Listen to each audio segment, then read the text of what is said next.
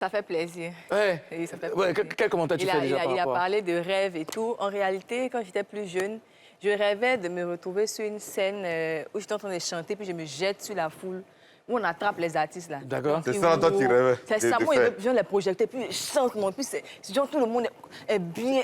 Vraiment... C'est à ça que tu penses et puis tu as fait la chanson là. C'est ça. Je n'aime pas ça. Alors, hein. Eunice, dis-nous, comment est-ce que tu rencontres Oui. Serge Bilé? Comment je le rencontre? Bon, c'est lui qui vient vers moi. J'étais juste sur les réseaux, faire mon travail comme d'habitude. Et il rentre en contact avec moi par le biais du grand frère Yves Dembélé. Yves Dembélé me contacte, il me dit, bon, j'ai un ami, un grand ami qui veut te parler par rapport à un projet. Donc, comme ça, j'ai dit, OK, il n'y a pas de problème. Donc, il nous met en contact directement et il me dit son envie de travailler avec moi sur un single et tout. Voilà. Tout de suite, j'ai été un peu sceptique. J'ai dit, chanter, bon, actuellement là, bon, je réfléchissais un peu et il m'a convaincue avec les paroles de la chanson parce que je suis une amoureuse de l'amour. Quand j'ai vu que les Amoureuse de l'amour. Non, j'aime ça. Donc quand j'ai vu que les paroles s'étaient basées sur l'amour parce que je l'aime, le refrain, la manière le refrain vient, franchement, je me croyais dans un rêve. C'est comme si j'étais sur la plage et puis on me faisait la caméra 360 et je dis parce que je l'aime. C'était vraiment, ça m'a bouleversée. Donc j'ai dit oui, ça me plaît, je veux le faire. D'accord. Je veux faire ça et c'est parti comme ça. Ça t'a bouleversé. Oui. Qu'est-ce que ça t'a fait de collaborer avec ce grand homme de culture?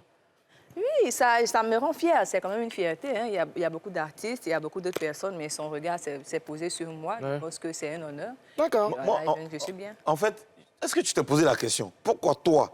Parce qu'il y a beaucoup de chanteuses. Il aurait pu prendre des artistes qui sont reconnus comme de grandes chanteuses, de grandes voix.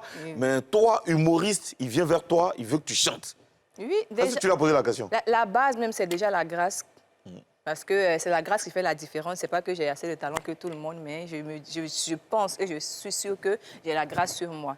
Et puis, au-delà de ça, il a dit qu'il a regardé un peu mon parcours, un peu mon vécu, qui est un peu similaire à ce que lui aussi il a vécu. Étant jeune, il est arrivé en Martinique, il s'est débrouillé seul, il a fait des petits boulots par-ci, par-là pour être ce qu'il est aujourd'hui. Donc, il a vu ça en moi et il a vu aussi le travail que j'abats. Quand je suis sur un projet, je prends le projet à bras le corps, je fonce. Je ne laisse pas tomber. Donc, il a aimé ma force, comment dire... Bon courage. Mon courage.